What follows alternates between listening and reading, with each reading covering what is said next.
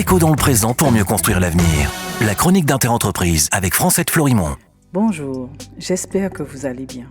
Hier, nous avons vu l'impasse où mène le développement par captation et accumulation. Pour donner une chance à la nature de se régénérer et aux êtres humains de vivre mieux, peut-être n'avons-nous pas besoin de croissance.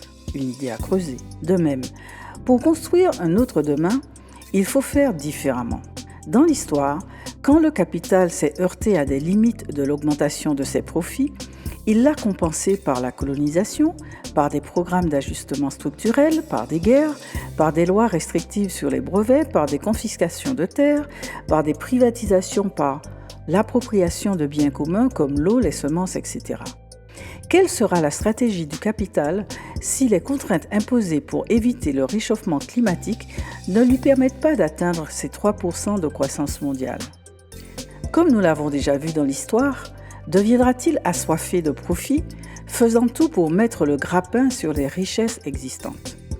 C'est ce auquel nous assistons avec des inventions toujours plus astucieuses pour aspirer les revenus et richesses du domaine public.